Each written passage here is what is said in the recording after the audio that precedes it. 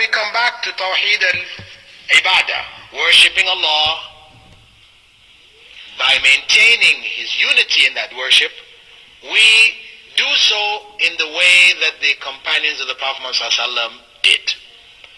We do not invent or introduce new ways of worship. As some people, for example, they want to celebrate the birthday of the Prophet ﷺ. So they say, well, this is something good. They may even bring a verse from the Quran. They would say, Allah said in the Quran, Inna Allah wa malaikatahu yusalluna ala nabi. Ya ayyuhalladhina amanu sallu alayhi wa sallimu taslima. They bring this verse out. And you say, well, what does it say? Celebrate the Prophet's birthday there. It's there, it's there. This is what it means. It's their interpretation. Right? Their interpretation. The point is that the companions of the Prophet ﷺ didn't understand that verse that way. And that's why they never celebrated his birthday. And he himself didn't understand that verse that way, and he didn't celebrate his birthday.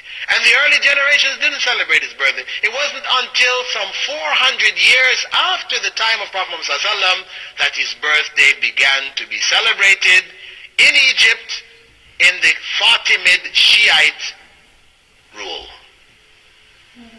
In the Fatimid Shiite dynasty in Egypt, the celebration of the Prophet ﷺ's birthday began. So we say this is not legitimate. Some people say, well, okay, leave that aside. Just the idea of celebrating his birthday, what are we doing in the celebration? We're only remembering Rasulullah ﷺ. We're asking Allah to bless him. These are all good things. We remember his seerah, his life, and all this. These are all good things. Do you say this is not good in Islam? Yes, these things are good things. But to combine them on that day, every year, you have now created something new in the religion. This is BIDAH. Similarly, we could ask, if somebody suggested to you, you have to understand BIDAH, sometimes it involves something completely new, like the idea of the birthday celebration, because we don't really have any precedents for it at all in Islam. The sunnah of the Prophet ﷺ is not just what he did, but also what he didn't do. You have sunnah fi'liyah, the sunnah of actions which he did, and sunnah tarkiyah, or sunnah of actions which he didn't do, which are religion, dealing with the religion. Of course, there are many things he didn't do which he didn't like, personally. We're not talking about those. We're talking about things connected with the religion. The things he didn't do, it is sunnah not to do. Very important. Because if one opens this door, that as long as he said this, he said that, we can put it all together and come up with something which he didn't do, then the religion becomes innovated. You can now change the religion at will. Because I can bring something to you. I say to you, Prophet Muhammad ﷺ said, prayer in Jama'ah is worth 27 times prayer by yourself. Everybody knows this.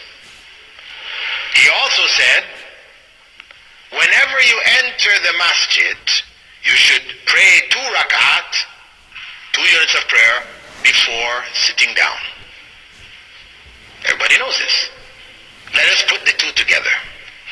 We come into the masjid, I now suggest to you, let us make Tahiyatul Masjid in Jama'ah.